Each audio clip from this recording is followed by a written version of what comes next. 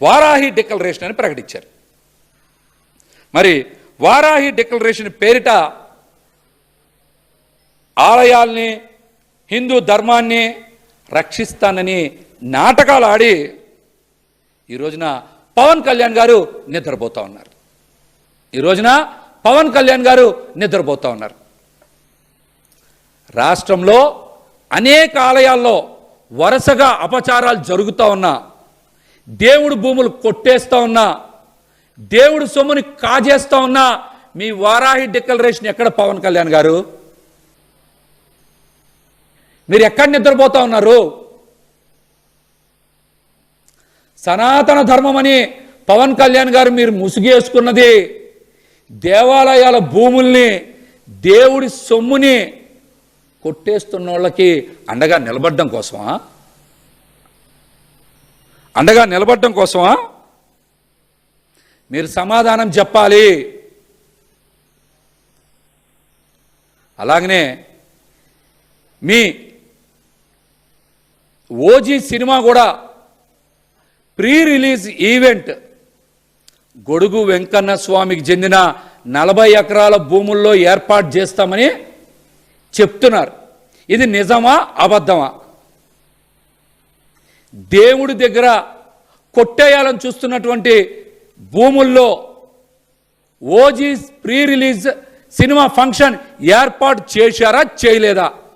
దీనికి కూడా మీరు సమాధానం చెప్పాలి. గతంలో అనేక విషయాలు జగన్మోహన్ రెడ్డి గారి ప్రభుత్వంలో జరగకపోయినా జరిగినాయని ఇష్టానుసారం దేవుడిని అడ్డం పెట్టుకొని దుష్ప్రచారం చేసి దేవాలయాల్ని కూల్చిన వ్యక్తులే బురద జల్లేటువంటి ప్రయత్నం చేశారు. అటువంటి వారిలో మాజీ బీజేపీ రాష్ట్ర అధ్యక్షురాలు పురంధరేశ్వర్ గారు కూడా ఉన్నారు. అనేక సందర్భాల్లో ట్విట్టర్లు కూడా వరుసగా వేసి వారు ట్విట్టర్స్ కూడా జగన్మోహన్ రెడ్డి గారి మీద కూడా వేసి విరుచుకుపడ్డారు. ఇప్పుడు పురంధరేశ్వర్ గారు, ప్రస్తుత అధ్యక్షులు మాధవ్ గారు, మీరు కూడా నిద్రపోతున్నారా? పడుకున్నారా? ఈ వరుసగా జరుగుతున్నటువంటి ఆలయాల దోపిడీ, దేవుడి భూములు స్వాహ, ఆలయాల్లో జరుగుతున్న అపచారాలు మీకు కనబడట్లేదా? వినపడట్లేదా? లేకపోతే నిద్రపోతున్నట్టు నటిస్తూ ఉన్నారా? మీరు సమాధానం చెప్పాలి. మీరు సమాధానం చెప్పాలి. హిందూ ధర్మాన్ని, హిందూ దేవాలయాల్ని కాపాడినటువంటి వ్యక్తి వైఎస్ జగన్మోహన్ రెడ్డి గారు.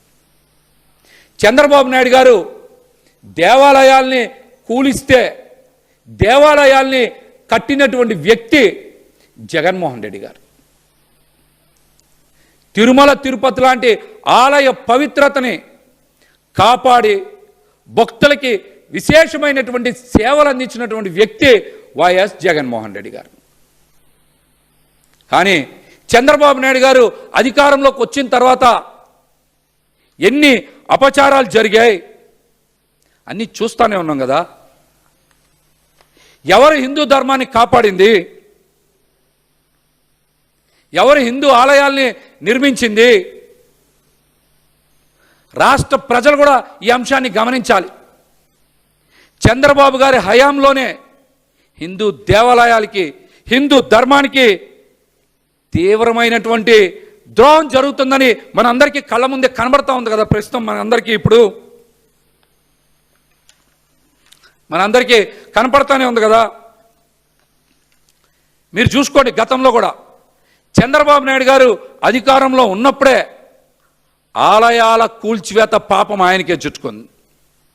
పుష్కరాల్లో తొక్కిసలాట పాపం, తిరుమలలో 1000 కాళ్ల మండపం కూల్చివేత పాపం, టీటీడీ నిధుల దారి మళ్లింపు పాపం, తిరుపతిలో తొక్కిసలాట పాపం, హాతీరామ్ మఠం ఆస్తులు కాజేసే పాపం, తమిళనాడులో సదావర్తి భూములు కాజేసినటువంటి పాపం, శ్రీవారికి శ్రీ వెంకటేశ్వర భక్తి ఛానల్ ఎందుకని అడిగినటువంటి పాపం, సింహాచలంలో గోడ కూలి భక్తులు మరణించినటువంటి పాపం, శ్రీవారి లడ్డూపై విషప్రచారం చేసినటువంటి పాపం. ఇప్పుడు అధికారంలోకి వచ్చిన తర్వాత కూడా వరుసగా ఆలయాల మీద దాడులు జరుగుతూ ఉన్నాయి. ఇన్ని పాపాలు మూటగట్టుకున్నటువంటి చంద్రబాబు గారి ప్రభుత్వం దేవుడు మాన్యాలను కూడా వదలట్లా.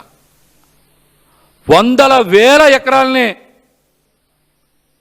దోచుకుంటూ మహాపాపానికి ఒడిగడుతూ ఉన్నారు. ఈ మహాపాపానికి రాబోయే ఎన్నికల్లో మీకు ఓటమి కాదు, మీ పార్టీ భూస్థాపితం చేసేలాగా దేవుడే అటువంటి కార్యక్రమాన్ని చేస్తారని కూడా ఈ సందర్భంగా తెలియజేస్తూ, ఖచ్చితంగా దేవాదాయ ధర్మాదాయ శాఖలో మీరు ఆస్తుల్ని కాపాడాలి. అదేవిధంగా చంద్రబాబు గారి ప్రభుత్వం కూడా దేవుడు మాన్యాల్ని దోచుకోవడం ఆపేయాలి. లేకపోతే హిందూ సమాజం, హిందూ భక్తులు ఆ దేవదేవుడైనటువంటి కలియుగ వెంకన్న స్వామి మీకు తగిన రీతిలో గుణపాఠం చెప్పి తీరుతారని కూడా ఈ సందర్భంగా తెలియజేస్తా ఉన్నా.